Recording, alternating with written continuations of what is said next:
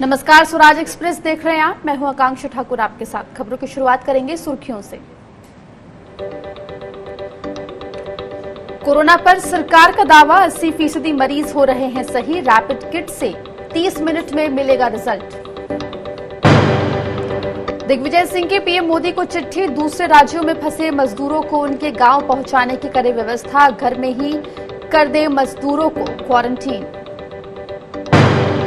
CPM महासचिव सीताराम येचुरी की मोदी सरकार से मांग, गोदामों में पड़ा अनाज गरीबों में बांटा जाए। पीएम केयर फंड से राज्यों की मदद करे केंद्र। आरबीआई ने रिवर्स रेपो रेट में की 25 बेसिस पॉइंट की कटौती। 1.9% तक जीडीपी गिरने की बात मानी। नाबार्ड, सिडबी और नेशनल हाउसिंग बोर्ड को 50,000 करोड़ का विशेष पैकेज।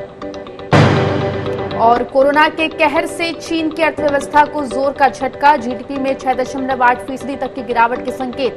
4 दशक में सबसे खराब प्रदर्शन।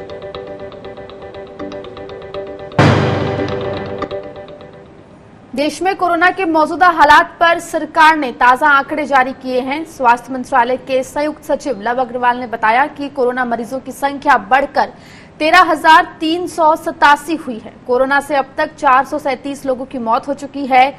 कोरोना से पिछले 24 घंटे में 23 लोगों की मौत हुई है। लॉकडाउन से पहले कोविड-19 के मामलों की दुगनी दर 3 दिन थी, जबकि पिछले 7 दिन के आंकड़े से पता चलता है कि ये दर अब 6.2 दिन है। उन्होंने कहा कि देश में कोरोना केस बढ़ने में 40% की कमी आई है। कोरोना संक्रमित 13.6% मरीज ठीक हुए हैं। देश में कोरोना के 80% मरीज ठीक हो रहे हैं। हम अब तक की अगर स्थिति को देखें तो पाते हैं कि लॉकडाउन से पहले अगर हमारे देश का डबलिंग रेट ऑफ केसेस लगभग 3 दिन था, तो पिछले 7 दिनों को अगर डेटा देखते हैं तो हमारा डबलिंग रेट अब 6.2 डेज है। और मैं आप लोगों की दृष्टि में लाना चाहूँगा कि 19 स्टेट्स ऐसे हैं, 19 स्टेट्स और यूनियन टेरिटरीज ऐसे हैं जहाँ पर कि डबलिंग रेट देश के एवरेज से भी कम है।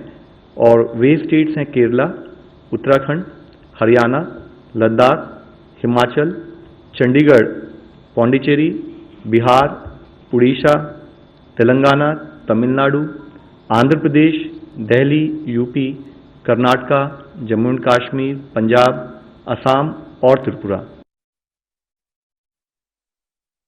1749 पीपल क्योर हो चुके हैं। और उस तरीके से अगर देखें तो 13.06% पीपल वो रिकवर हुए हैं। कल तक की अगर कंफर्म संख्या देखें तो 13,387 कंफर्म केसेज आए हैं। लास्ट 1 डे के अंदर 1007 केस रिपोर्ट हुए हैं। लास्ट 24 आवर्स में 23 नई डेथ्स भी रिपोर्ट हुई हैं। हमारे एफर्ट्स प्राइमरीली फोकस्ड हैं न्यू रैपिड और एक्यूरेट डायग्नोस्टिक किट्स बनाने में, जो कि अपना रिजल्ट 30 मिनट में दे सकें। साथ ही इनोवेटिव पूलिंग स्ट्रैटेजीज बनाने में, ताकि हम लिमिटेड टेस्ट होते हुए भी अगर उसको और एक्सपैंड करना चाहें, larger number of people cover करना चाहें, उसके लिए काम कर सकें। इसके साथ ही इंडिजिनस सिंथेसिस, जो क्रिटिकल कंपोनेंट्स हैं हमारे को डोमेस्टिकेट प्रोडक्शन के लिए, उसको हम कैसे बढ़ाएं, उस पर एफर्ट्स हो रहे हैं। साथ ही वायरल सीक्वेंसिंग, जिसके द्वारा हम एपिडेमियोलॉजी और पोटेंशियली इंपॉर्टेंट म्यूटेशंस को आइडेंटिफाई कर सकें, उस पर काम चल रहा है। इसके साथ ही वैक्सीन डेवलपमेंट की दिशा में inactivated virus, antibodies to major antigens, clonals और आरएनए बेस्ड वैक्सीन पर भी काम किया जा रहा है। कोरोना के संक्रमण को रोकने के लिए तमाम कवायद जारी है। इस बीच केंद्रीय स्वास्थ्य मंत्री हर्षवर्धन ने वीडियो कॉन्फ्रेंस के जरिए दिल्ली के उपराज्यपाल अनिल बैजल, स्वास्थ्य मंत्री सत्येंद्र जैन और वरिष्ठ स्वास्थ्य अधिकारियों के साथ बैठक की। बैठक में कोरोना संक्रमण को रोकने के लिए हो रही तैयारियों की समीक्षा की गई। केंद्रीय स्वास्थ्य मंत्री हर्षवर्धन ने मेडिकल सुपरिटेंडेंट्स को निर्देश दिया कि ऐसे मरीज जो कोरोना के नहीं है लेकिन दूसरी गंभीर बीमारी से जूझ रहे हैं, उनका अस्पताल में इलाज सुनिश्चित होना चाहिए। हर्षवर्धन ने कहा कि उन्हें लगातार शिकायत मिल रही है कि ऐसे रोगियों का कुछ अस्पताल इलाज करने से मना कर रहे हैं। आज दिल्ली के सभी मेडिकल सुपरिटेंडेंट्स, चाहे वो भारत सरकार के अस्पताल थे, चाहे वो दिल्ली सरकार के अस्पताल थे, चाहे वो दिल्ली की म्युनिसिपल कॉरपोरेशन से जुड़े हुए अस्पताल थे, उनको हमने बुलाया था दिल्ली के स्वास्थ्य मंत्री को इस वीडियो कॉन्फ्रेंस में बुलाया था, दिल्ली के उपराज्यपाल महोदय को यहां पर बुलाया था, और साथ में जो दिल्ली के जो स्वास्थ्य के अधिकारी हैं, और सबको हमने ये कहा है कि कोविड-19 के मरीजों का कोविड-19 अस्पतालों में अच्छी तरह से इलाज करना, उनका कॉन्टैक्ट ट्रेसिंग करना, उनके लिए सर्वेलेंस करना। आज की परिस्थिति में जो घर से निकलकर अस्पताल तक जा रहा है, इसका मतलब कि उसकी वास्तव में बहुत ज्यादा तकलीफ है, क्योंकि लॉकडाउन है, आवागमन की व्यवस्थाएं नहीं है, फिर भी कोई अगर अस्पताल में जा रहा है तो वो बहुत जरूरी है। सीपीएम के नेता सीताराम येचुरी ने बड़ा बयान दिया है। उन्होंने कहा है कि एफसीआई के गोदामों में 7.5 करोड़ टन अनाज पड़ा है, जिसे तुरंत गरीबों में वितरित किया जाना चाहिए। उन्होंने कहा कि अगर देरी की गई तो कई लोग भूखों मरने लगेंगे। सीताराम येचुरी ने पीएम केयर फंड को लेकर भी केंद्र सरकार पर हमला किया और कहा कि पीएम केयर फंड में 6,500 करोड़ रुपए का फंड जमा हो चुका है, जो कि पीएम राहत कोष से 3 गुना ज्यादा है। उसे तुरंत राज्य सरकारों को रिलीज किया जाए ताकि राज्य कोरोना की लड़ाई में जरूरतमंद लोगों को जरूरी मदद पहुंचा सके। सीताराम येचुरी ने आरोप लगाते हुए कहा कि कोरोना का पहला मरीज मिले 79 दिन हो चुके हैं, तब से कोरोना की टेस्टिंग की रफ्तार नहीं बढ़ी है। उन्होंने कहा कि ज्यादा से ज्यादा टेस्टिंग हो तभी लॉकडाउन कारगर साबित होगा। उधर मध्य प्रदेश के पूर्व मुख्यमंत्री दिग्विजय सिंह ने प्रवासी मजदूरों को लेकर चिंता जाहिर की है। इस मामले में उन्होंने पीएम मोदी को पत्र भी लिखा है। दिग्विजय सिंह ने मांग की है कि विभिन्न राज्यों में फंसे प्रवासी मजदूरों को उनके घर पहुंचाने का इंतजाम होना चाहिए। पत्र में दिग्विजय सिंह ने कहा कि लॉकडाउन 3 मई तक बढ़ाया गया है। विश्वास है कि केंद्र और राज्य सरकार और आम जनता के सहयोग से जल्द ही देश कोरोना पर विजय हासिल कर लेगा। उन्होंने कहा कि विभिन्न राज्यों में प्रवासी मजदूर बेहाल और परेशान हैं। मुंबई और सूरत से आई खबरें बेचैन करने वाली हैं। ये लोग खाने पीने की समुचित व्यवस्था न होने की वजह से खुद को असुरक्षित महसूस कर रहे हैं और अपने घर जाना चाहते हैं। दिग्विजय सिंह ने मीडिया में छपी एक खबर का हवाला देते हुए बताया कि राज्यसभा सांसद जीवीएल नरसिंह राव की पहल पर यूपी के कांची में फंसे तमिलनाडु, तेलंगाना, आंध्र प्रदेश, महाराष्ट्र और ओडिशा के 1000 तीर्थयात्रियों को 20 अप्रैल को उनके राज्यों में भेजा गया। दिग्विजय सिंह ने मांग की है कि प्रवासी मजदूरों और गरीबों को भी स्क्रीनिंग करके सैनिटाइज्ड बसों या दूसरे साधनों से पुलिस सुरक्षा के साथ उनके घर भेजा जाए। ऐसे लोगों के लिए विशेष ट्रेन भी चलाई जा सकती है। ऐसे मजदूरों को क्वारंटीन किया जा सकता है ताकि संक्रमण भी न फैले और प्रवासी मजदूर भूख और परेशानी से भी बच जाएं। साथ ही उन्होंने कहा कि ऐसे प्रवासियों का खर्च केंद्र सरकार और वे राज्य सरकारें उठाएं जहां के ये मूल निवासी हैं। पूरे देश में बड़े बड़े शहरों में, कस्बों में, जिलों में करोड़ों हमारे प्रवासी मजदूर फंसे हुए हैं। वे वापस अपना घर पहुंचना चाहते हैं। मेरा सुझाव है माननीय प्रधानमंत्री जी को, जहां वो फंसे हुए हैं उनके थानों में इनका पंजीयन करवाएं और पंजीयन करवाने के पश्चात उनका थर्मल स्क्रीनिंग करें और स्पेशल ट्रेन से, बसों से उन्हें अपने निवास तक पहुंचाने का पूरा खर्चा उठाएं। और इसमें एक व्यवस्था और भी की जा सकती है कि जिन थानों में उनका निवास है वहां सूचित कर दिया जाए कि ये लोग आ रहे हैं, इनको जरूरत पड़े तो इनको अलग स्थान पर शासकीय भवनों में उनको क्वारंटीन किया जाए, उन पर देखभाल किया जाए, उनका मेडिकल चेकअप कराया जाए। छत्तीसगढ़ के मुख्यमंत्री भूपेश बघेल ने अपने निवास कार्यालय से वीडियो कॉन्फ्रेंसिंग के जरिए राहत और कोरोना संक्रमण को रोकने के उपायों की समीक्षा की। इस मौके पर उन्होंने कहा कि सभी जरूरतमंद लोगों के लिए भोजन और राशन की पूरी व्यवस्था की गई है। जिन परिवारों के पास राशन कार्ड नहीं है उन्हें भी राशन दिया जा रहा है। सीएम बघेल ने बैठक में कहा कि कोविड-19 के संक्रमण की रोकथाम के लिए धन की कमी नहीं होने देंगे। स्वास्थ्य विभाग को 60 करोड़ रुपए का आवंटन किया गया है। मुख्यमंत्री ने कहा कि अफवाह फैलाने वालों पर कठोर कार्रवाई की जाएगी। साथ ही पुलिस और प्रशासन आम जनता को भी अफवाहों से सावधान रहने के लिए जागरूक करे। सीएम बघेल ने कहा कि प्रदेश में महात्मा गांधी राष्ट्रीय ग्रामीण रोजगार गारंटी योजना के अंतर्गत बड़े पैमाने पर काम शुरू किया जाएगा। ग्राम पंचायतों के सचिव और रोजगार सहायकों को उनके मुख्यालय पर रहने के निर्देश दिए जाएं। उन्होंने कहा कि काम के दौरान सोशल डिस्टेंसिंग का ध्यान रखा जाए और सुरक्षा के सभी नियमों का कड़ाई से पालन किया जाए।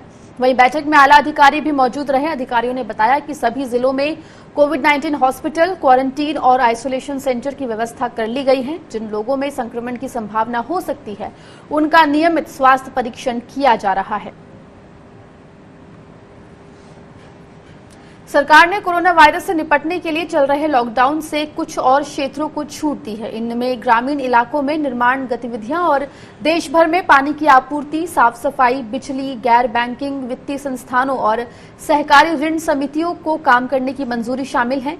केंद्रीय गृह सचिव अजय भल्ला ने सभी राज्यों और केंद्र शासित प्रदेशों को भेजे दिशा निर्देशों में कहा है कि इमारती लकड़ियों वाले पेड़ों को छोड़कर जंगल के दूसरे पेड़ों की कटाई और उनका प्रसंस्करण करने में आदिवासियों को लॉकडाउन से 3 मई तक की छूट दी गई है। इसके अलावा बांस, नारियल, सुपारी, कोको, मसाले की खेती, उनकी कटाई, प्रसंस्करण, पैकेजिंग, बिक्री और मार्केटिंग को लॉकडाउन के दौरान छूट दी गई है। प्रधानमंत्री मोदी ने कोरोना वायरस से निपटने के लिए 24 मार्च को 14 अप्रैल तक देश भर में लॉकडाउन लगाने की घोषणा की थी, लेकिन अब इसकी अवधि 3 मई तक बढ़ा दी गई है।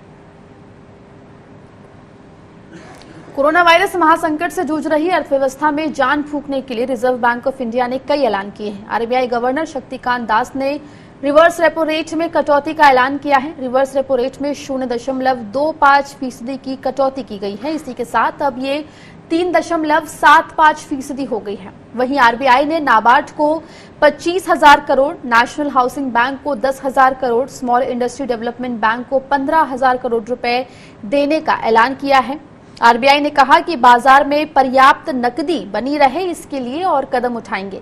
इसके साथ ही आरबीआई ने टीएलटीआरओ के जरिए 50,000 करोड़ के मदद की बात भी कही। प्रेस कॉन्फ्रेंस में आरबीआई गवर्नर ने कहा कि कोरोना संकट के बीच बैंक सभी हालात पर नजर रखे हुए हैं, कदम कदम पर फैसले लिए जा रहे हैं।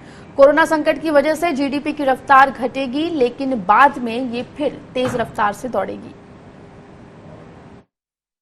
In order to encourage the banks to deploy these surplus funds in investments and loans in productive sectors of the economy, it has been decided to reduce the fixed rate reverse repo rate under the liquidity adjustment facility by 25 basis points from 4% to 3.75% with immediate effect.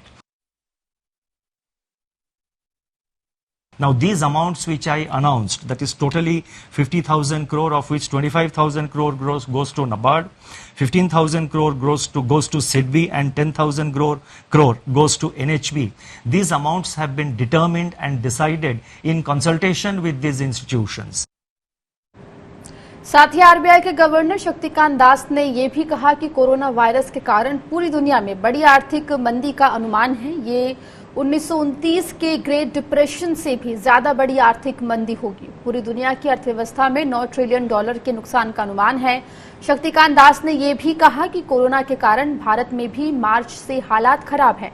मार्च में automobile उत्पादन, बिक्री में गिरावट आई, बिजली मांग भी तेजी से घटी है। आईएमएफ के मुताबिक भारत की जीडीपी विकास दर 1.9% रहने का अनुमान है, जो G20 देशों में सबसे ज्यादा है। Within this downturn, the projections are replete with even sharper declines in output in various countries. India is among the handful of countries that is projected to cling on somewhat tenuously to positive growth at 1.9%. In fact, this is the highest growth rate among the G20 economies as estimated by the IMF. Kerala के वित्त मंत्री Thomas Isaac ने RBI governor Shaktikanta Das के ऐलान पर नाखुशी जाहिर की है। उन्होंने कहा कि ये केरल के लिए अच्छा नहीं है। वित्त मंत्री इसाक ने कहा कि आरबीआई गवर्नर या फिर केंद्रीय वित्त मंत्री निर्मला सीतारमण को उनकी चिंताओं का जवाब देना चाहिए। मीडिया से बातचीत में इसाक ने कहा कि आरबीआई ने कोरोना संकट की वजह से राज्यों के राजस्व में कमी को देखते हुए उनके ways and means advance limit को 30% से बढ़ाकर 60% कर दिया, लेकिन इसका कोई मतलब नहीं है क्योंकि इसे ब्याज समेत लौटाना होगा। उन्होंने कहा कि मौजूदा छोटे व्यापारियों के लोन का रिस्ट्रक्चर भी होना चाहिए। हालांकि उन्होंने नाबार्ड जैसी संस्था को पैकेज देने को सही बताया है। कोरोना ने चीन की अर्थव्यवस्था को जोर का झटका दिया है। आंकड़ों के मुताबिक चीन को पहली तिमाही में बड़ा नुकसान हुआ है। माना जा रहा है कि 1970 के दशक के बाद से चीन की जीडीपी के लिए ये सबसे खराब वक्त है। दरअसल कोरोना वायरस के कारण चीन को खपत और निर्माण दोनों में भारी कमी का सामना करना पड़ा, जिसका असर चीन की अर्थव्यवस्था पर पड़ा है। जानकारों का मानना है कि चीन को पुरानी स्थिति बहाल करने में लंबा वक्त लगेगा। दुनिया की दूसरी सबसे बड़ी अर्थव्यवस्था वाले देश चीन में कोरोना की वजह से फैक्ट्री, दुकानों और यात्रा बंद होने के कारण मार्च तक साल के शुरुआती 3 महीनों में 6.8% की गिरावट दर्ज की गई। कोरोना महामारी फैलने के बाद चीन दुनिया का पहला ऐसा देश बन गया जिसने अर्थव्यवस्था पर सरकारी आंकड़े जारी किए हैं। एएफपी के एक पोल के मुताबिक पूरे साल के लिए जीडीपी विकास दर का अनुमान घटकर 1.7% पर आ गया है, जो सन 1976 के बाद चीन की इकोनॉमी का सबसे खराब प्रदर्शन हो सकता है। कोरोना वायरस महामारी तथा इसे रोकने के लिए किए गए प्रयासों से चीन की रिटेल सेल्स और औद्योगिक उत्पादन को पहले ही बड़ा झटका लग चुका है। वैसे कोरोना की वजह से नुकसान केवल चीन को ही नहीं हो रहा, वायरस के चलते अमेरिका और यूरोप में भी हालात बेहद खराब हैं। पुणे के शिरूर में एक सोनोग्राफी डॉक्टर के कोरोना पॉजिटिव पाए जाने के बाद उनके संपर्क में आई 144 गर्भवती महिलाओं को क्वारंटीन करना पड़ा है। शुक्रापुर में सोनोग्राफी सेंटर चलाने वाले डॉक्टर को तकलीफ होने के बाद जांच की गई तो वो कोरोना वायरस से संक्रमित पाए गए थे। इसके बाद डॉक्टर के परिवार वालों को भी उनकी भी कोरोना जांच की गई और पूरे परिवार को अब क्वारंटीन कर दिया गया है।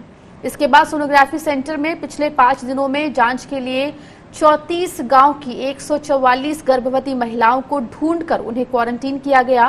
पूरे क्षेत्र को फिलहाल सील कर दिया गया है। शिक्रापुर गांव, शिरूर तालुका, पुणे जिला में 62 महिलाओं को हमने इंस्टीट्यूशनल क्वारंटाइन किया है। ये सारी महिलाएं एक सोनोग्राफर के संपर्क में आई थी, जो डॉक्टर साहब कोविड पॉजिटिव बाद में निकले हैं। 6, 7 और 8 अप्रैल को ये सारी महिलाएं वहां पर सोनोग्राफी के लिए उनके क्लिनिक में गई थी और इन डॉक्टर साहब के संपर्क में आई थी। ये सारी महिलाएं बिल्कुल आज इनको कोई भी प्रकार का सिम्टम नहीं है। सैंपलिंग जो है कल हमने उनके गांव में ही लिया और उनको गांव के 4 होटल्स में उनको शिफ्ट कर दिया गया है और वो सारी महिलाओं को नेसेसरी मेडिकल केयर और अटेंशन दिया जा रहा है। किसानों, मजदूरों और छोटे उद्योगों के हालात को लेकर कांग्रेस महासचिव प्रियंका गांधी ने मुख्यमंत्री योगी आदित्यनाथ को पत्र लिखा है। पत्र में उन्होंने कहा है कि कोरोना महामारी ने आज अधिकतर क्षेत्रों की कमर तोड़ दी है। किसानों की गेहूं की फसल की कटाई का समय चल रहा है। किसान बुरी तरह से परेशान है कि कटाई कैसे होगी। उन्होंने पत्र में गन्ना किसानों का बकाया तत्काल भुगतान करने के साथ ही साथ आगामी फसल की खरीद की गारंटी करने की भी बात लिखी है। पिछले दिनों में उत्तर प्रदेश के किसानों के ऊपर ओलावृष्टि और बेमौसम बारिश की मार पड़ी थी। घोषणा के बावजूद अभी तक किसानों को मुआवजा नहीं मिला है। प्रियंका गांधी ने पत्र में लिखा है कि कोरोना महामारी अपने साथ एक आर्थिक तबाही भी लेकर आई है। उत्तर प्रदेश के कांच, पीतल, कालीन, बुनकरी, फर्नीचर, चमड़े, होजरी, डेयरी, मिट्टी के बर्तन, फिशरी और हैचरीज जैसे अन्य घरेलू उद्योगों को तेज झटका लगा है। मुख्यमंत्री से आग्रह करते हुए प्रियंका गांधी ने लिखा है कि प्रदेश के आर्थिक पुनर्निर्माण के लिए अर्थशास्त्र और योजना निर्माण के जाने माने विशेषज्ञों की एक आर्थिक पुनर्निर्माण टास्क फोर्स गठित की जाए। बिना पंजीकृत मजदूरों को भी आर्थिक मदद की गारंटी की जाए। प्रियंका गांधी ने मनरेगा मजदूरों के संदर्भ में पत्र में लिखा है कि सक्रिय मनरेगा मजदूरों को फ्री में राशन मिल रहा है। ये सराहनीय पहल है, लेकिन उनको कोई आर्थिक राहत नहीं मिली है। वहीं मध्य प्रदेश कांग्रेस के नेता और पूर्व मंत्री जीतू पटवारी ने बड़ा बयान दिया है। उन्होंने कहा है कि इंदौर के हालात खराब हैं, ऐसे में मुख्यमंत्री को इंदौर में अपना हेडक्वार्टर बनाना चाहिए। जीतू पटवारी ने पूर्व लोकसभा अध्यक्ष सुमित्रा महाजन, कैलाश विजयवर्गीय और शंकर ललवानी से भी अनुरोध किया कि वो विशेषज्ञों की टीम बुलाने के लिए पीएम से चर्चा करें और इंदौर के हालात सुधारने के लिए कदम उठाएं। मैं इस अवसर पर आदरणीय सुमित्रा महाजन से, कैलाश विजयवर्गीय जी से और हमारे सांसद आदरणीय शंकर लालवानी जी से अनुरोध करना चाहता हूं कि चूंकि मैं बार बार ये कहता हूं कि हेडक्वार्टर इंदौर बनाना चाहिए, क्योंकि मध्य प्रदेश का सबसे ज्यादा प्रभावित एरिया मालवा के आसपास का हो गया है, तो वो नहीं मान रहे हैं। मैंने प्रधानमंत्री से भी अनुरोध किया है, आप सबसे अनुरोध है, मेरी किसी बात को क्रिटिसाइज के रूप में न लें, बुराई के रूप में न लें, सहयोग के रूप में और सजेशन के रूप में लें। आप देश के प्रधानमंत्री से आग्रह करके कोई एक मेडिकल टीम बुलाएं और पूरी इंदौर की स्थिति को समझकर सही निर्देश दें किसी भी प्रकार की लापरवाही इंदौर को मौत के मुंह में ले जाने जैसी है। दिल्ली में कोरोना के बढ़ते मामलों के बीच 6 और इलाकों को हॉटस्पॉट घोषित किया गया है। दिल्ली में अब कुल 66 हॉटस्पॉट हो गए हैं। जो नए हॉटस्पॉट चिन्हित किए गए हैं उनमें L2 संगम विहार, तुगलकाबाद एक्सटेंशन की गली नंबर 26 से 27, हरिनगर के 3 स्पॉट, नागलोई और निहाल विहार भी शामिल है। इससे पहले शाहीन बाग, अबुल फजल एनक्लेव के पास की गली और शाहदरा में ईस्ट रामनगर के कुछ हिस्सों को हॉटस्पॉट घोषित किया था। हॉटस्पॉट किए गए सभी इलाकों को सील कर दिया गया है। स्वास्थ्य मंत्रालय के आंकड़ों के मुताबिक राजधानी दिल्ली में अब तक 1640 मामले कोरोना पॉजिटिव के सामने आ चुके हैं और 38 लोगों की मौत हो चुकी है। इस बीच ऑपरेशन शील्ड 2 और हॉटस्पॉट इलाकों में सफल रहा है। पूर्वी दिल्ली के ये इलाके हैं जिसमें वसुंधरा एनक्लेव और खिचड़ीपुर शामिल है। दोनों ही जगहों को 31 मार्च को सील किया गया था, जिसके बाद पिछले 15 दिन में यहां कोई भी कोविड-19 का मरीज नहीं मिला है। राजस्थान के टोंक में पुलिस की टीम पर लोगों ने हमला कर दिया। यह हमला 5 बत्ती क्षेत्र में हुआ है। लोगों ने ड्यूटी दे रहे पुलिसकर्मियों को घेर कर हमला किया, जिसमें 5 पुलिसकर्मी घायल हो गए, जिसमें से 3 गंभीर रूप से घायल जवानों को अस्पताल ले जाया गया है। पुलिस के अधिकारियों के मुताबिक ये घटना थाना कोतवाल के पास हुई। इस दौरान जवानों ने किसी तरह भागकर अपनी जान बचाई। गनीमत ये रही कि इस दौरान पेट्रोलिंग पर पुलिस के जवान थे, जिन्होंने मौके पर पहुंचकर इन जवानों की जान बचाई है। टोंक में कुछ दिन पहले मेडिकल टीम पर भी स्थानीय लोगों ने हमला किया था, जिसमें महिला मेडिकल स्टाफ के साथ भी मारपीट की गई थी। पुलिस ने मारपीट के आरोप में 12 लोगों को गिरफ्तार किया है। वहीं पुलिस महकमे में इस घटना के बाद से नाराजगी देखी जा रही है। आज थाना कोतवाली का स्टाफ, हमारे कांस्टेबल सुबह गश्त करने के लिए गए थे। कर्फ्यू पे सख्ताई रखने के लिए लोगों का आवागमन था, जिसके ऊपर ये 5 बत्ती के बाद कसाईयों के मोहल्ले में गए तो पुलिस पार्टी के ऊपर हमला कर दिया, जिसमें हमारे रामराज कांस्टेबल, राजेंद्र कांस्टेबल और बागचंद, उन तीनों के हैं, हॉस्पिटलाइज है तीनों, और डॉक्टर के उसके अंदर उनका इलाज चल रहा है। काफ़ी लोगों को हम पूछताछ के लिए लेकर आए हैं। अब रिपोर्ट के आधार पर एक बार उनका चिकित्सा परीक्षण हो रहा है, उसके बाद के अंदर करने के बाद में हम मुकदमा दर्ज करेंगे, जो भी कानूनी कार्य। लॉकडाउन के बीच रमजान का पवित्र महीना भी शुरू हो रहा है। इस बीच मुस्लिम धर्मगुरुओं ने लोगों से अपील की है कि वे घर में रहकर ही नमाज अदा करें। धर्मगुरु मुफ्ती मुकर्रम ने लोगों से अपील करते हुए कहा कि हमें लॉकडाउन का पालन करते हुए घर पर ही रहना चाहिए और सोशल डिस्टेंसिंग का ध्यान रखना चाहिए। अगर हम घर पर ही रोजे रखते हैं और नमाज पढ़ते हैं तो इसमें कोई समस्या नहीं है। बता दें कि भारत में रमजान की शुरुआत 24 या फिर 25 अप्रैल को होगी। हम भी यही चाहेंगे सरकार के साथ, जो सरकार ने कहा हम उसके साथ पूरा कोऑपरेशन करें। हम निर्देश मिले कि रमजान घर पे मनाए, लेकिन मार्केट में ही फर्क पड़ा हुआ है। इतना काम नहीं है कि लोग पूंजी से भी थके हुए हैं। बाजार में लोगों के पास पूंजी में ही फर्क है, इसलिए रमजान की जोर शोर भी यहाँ कम पता लग रही है, लेकिन कम दिख रही है।